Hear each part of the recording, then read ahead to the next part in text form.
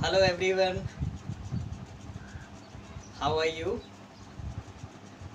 I hope you all are doing well. So, when we last met, we have covered some important topics uh, related to the chapter Cell, the fundamental unit of the life. Okay, so in that chapter, we covered the human history. I'm sorry, the history of the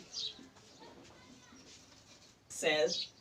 So history of cell we have already discussed, and then we talked about the definition of the cell. So we have covered the definition. Then we talked about the features of the cell and some miscellaneous facts about the cell. So the miscellaneous facts about the cell, right? So these things we covered in our offline class, and although I have provided you the notes, but I think those notes are not effective enough to cover these topics, so I'm taking those topics through these online sessions, and I hope you will learn easily from that from this lesson these sessions. So let's begin with the next topic, and the topic is the parts of the cell. So the new topic is the parts of the cell, right? So cell के क्या क्या parts हैं वो हम देख रहे हैं. सबसे इम्पोर्टेंट अगर देखा जाए तो इसमें तीन ही मेजर जो है पार्ट होते हैं. फर्स्ट पार्ट जो होता है उसको हम क्या नाम देते हैं? Cell membrane. Then the second important part is the nucleus, and the third part is the cytoplasm. So these are the important or the main parts of the cell, right? We will discuss these all parts uh, one by one in detail. But before I will show you the major parts in a very simple structure. So here it is, the cell membrane, then nucleus, and some important parts.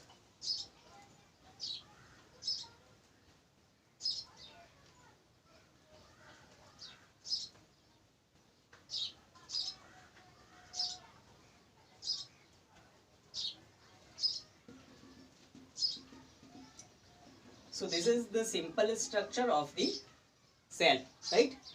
So this one is your cell membrane, then nucleus,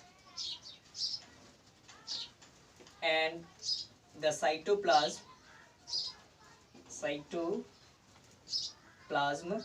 having different kinds of organelles, which we will discuss in upcoming classes, right? So let's begin with the first part, that is cell membrane.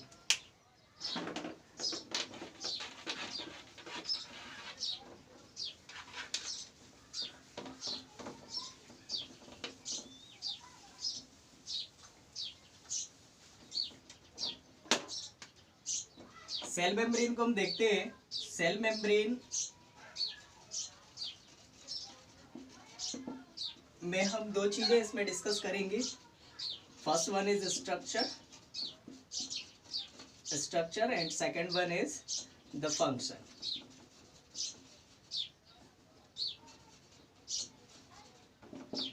ठीक है।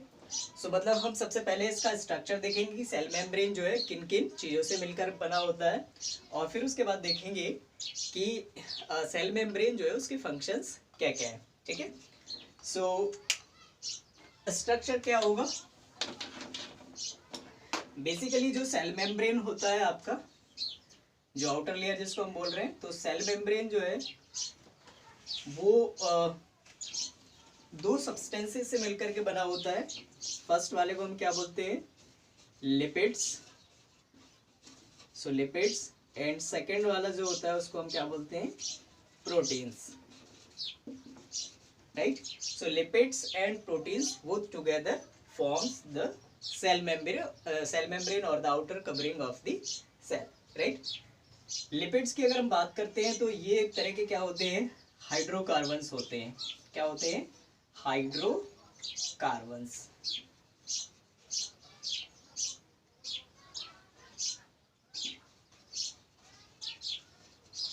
ठीक है। और इसके examples क्या क्या हो जाएंगे, एग्जांपल्स की अगर हम बात करते हैं कि लिपिड्स क्या क्या हो सकते हैं, जैसे कि ऑयल जो है वो लिपिड के अंदर आएगा। ऑयल के अलावा आप देखेंगे कि फैट जो है वो भी लिपिड में कंसीडर होता है, wax and vitamins, so these are the examples of the lipids, ठीक है। सो लिपिड से बनता है, और साथ ही साथ जो है प्रोटीन से भी हम कह सकते हैं, प्रोटीन भी जो है कॉन्स्टिट्यूट करता है या फॉर्म करता है हमारे सेल मेम्ब्रेन को, ठीक है। और प्रोटीन की खास बात ये भी है कि ये क्या करता है, ये सेल को एक तरह से, या सेल मेम्ब्रेन को ये क्या करता है, फ्लेक्सिबिलिटी देता है, ठीक है। Cell membrane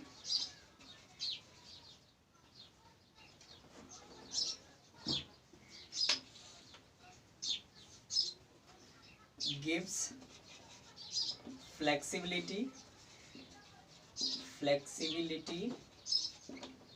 to cell membrane, ठीक है। और ये दोनों ही लिपिड्स एंड प्रोटीन जो है क्या होते हैं, body building material, body building material, ठीक है। सो ये हो जाएगा हमारा क्या, स्ट्रक्चर। मतलब ये किस किस चीज, किन किन दो चीजों से मिलकर बना होता है, पहला लिपिड जो कि हाइड्रोकार्बन्स होते हैं, दूसरा प्रोटीन, ठीक है। और दोनों ये बॉडी बिल्डिंग मटेरियल है। प्रोटीन क्या करता है, सेल मेम्ब्रेन को फ्लेक्सिबिलिटी देता है, जिससे कि जो है जो माइक्रोस्कोपिक ऑर्गेनिजम्स होते हैं वो इजीली जो है फूड को एनगल्फ कर पाते हैं, ठीक है। अमीबा वगैरह में हम देखेंगे आगे आने वाली क्लासेस में, ठीक है। और दूसरा जो लिपिड है वो ये एक तरह से हाइड्रोकार्बन्स हैं, और इनके एग्जांपल्स मैंने आपको बताया, oil, fat, wax and vitamins, ठीक है। सो ये तो हो गया क्या, स्ट्रक्चर सेल मेम्ब्रेन का। अब हम देखते हैं कि सेल मेम्ब्रेन जो है काम क्या करता है, या फिर हम कह सकते हैं कि इसका फंक्शन क्या है।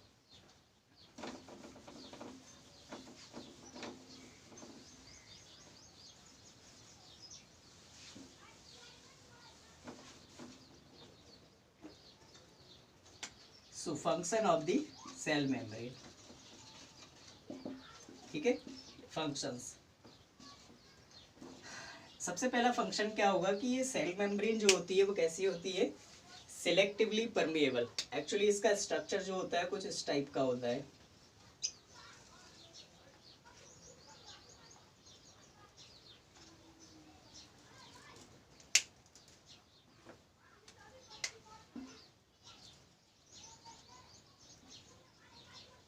कुछ इस टाइप का स्ट्रक्चर होता है।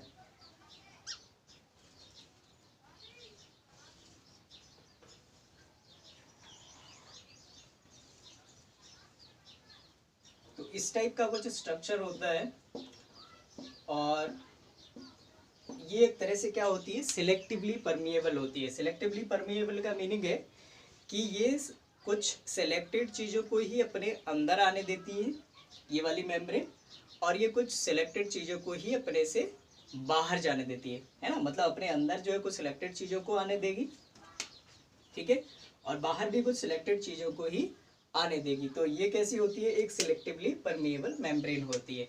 सो फंक्शंस में क्या हो जाएगा, selective cell membrane owing to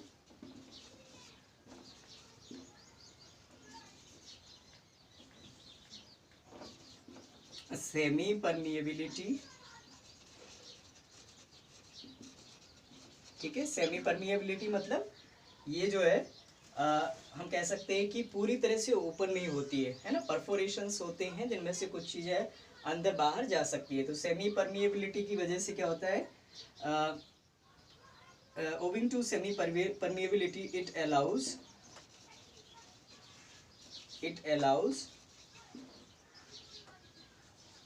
some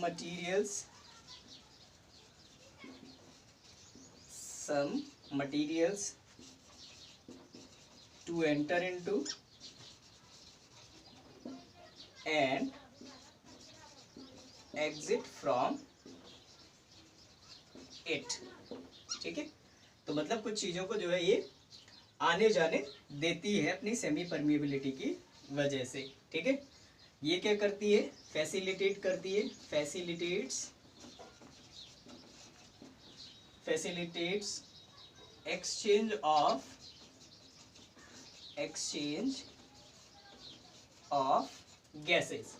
gases को जो है एक्सचेंज करने में भी जो है ये हेल्प करती है या उसको फैसिलिटेट करती है। किस तरह से करती है इसको हम देखते हैं, ठीक है।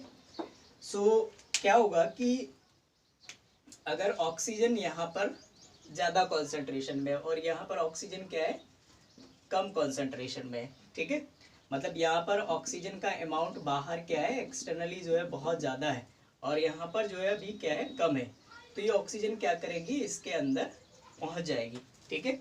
इसी तरह से कार्बन डाइऑक्साइड के केस में भी सेम चीज़ होगी कि कार्बन डाइऑक्साइड का कॉन्सेंट्रेशन अगर यहाँ पर क्या है ज़्यादा, तो ये क्या करेगी, एंटर करेगी, ठीक है। अगर बाद में चल के जो है जब ये एंटर कर जाती है तो अगर इसके अंदर कॉन्सेंट्रेशन बढ़ जाता है तो ये क्या आने लग जाएगी, फिर बाहर आने लग जाएगी। तो इस तरह से ये क्या होता रहता है कि ये अंदर और बाहर जाते रहती है, या हम कह सकते हैं कि एक्सचेंज इसमें होता रहता है, ठीक है। अब ये एक्सचेंज फैसिलिटेट करने के लिए जो एक प्रोसेस होती है जो यूज होती है इसके अंदर, उसको हम बोलते हैं diffusion. So facilitates exchange of gases as well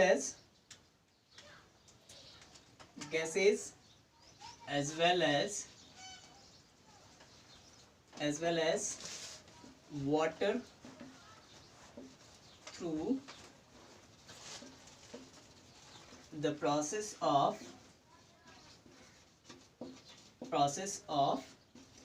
diffusion, ठीक है।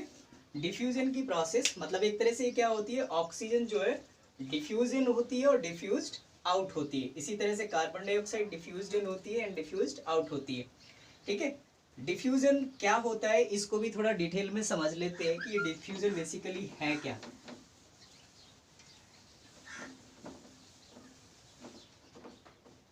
ठीक है, सो डिफ्यूजन क्या हो जाएगा,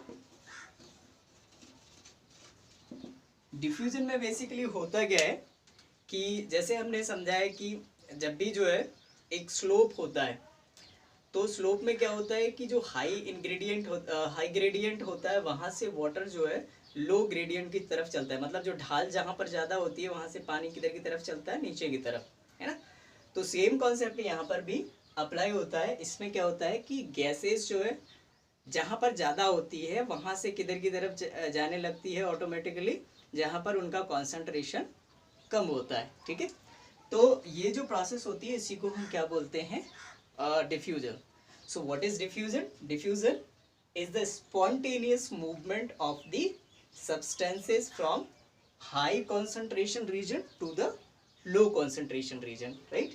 So we can write it as the spontaneous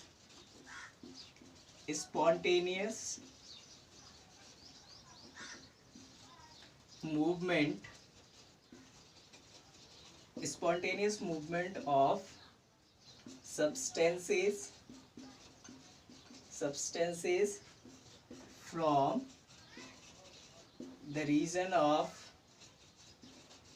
high concentration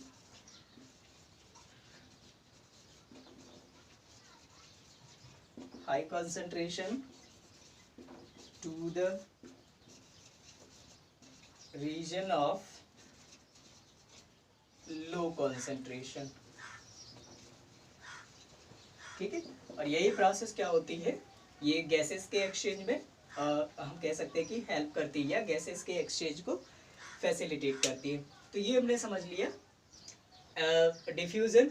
हालांकि डिफ्यूजन का ही एक टाइप होता है, या कह सकते हैं कि ये इस लॉ को फॉलो करता है वाटर, उसको हम बोलते हैं कौन सी प्रोसेस, ऑस्मोसिस। तो ऑस्मोसिस की जो प्रोसेस है उसको हम नेक्स्ट जो है क्लास में डिस्कस करेंगे। ठीक है, अभी तक के लिए इतना ही।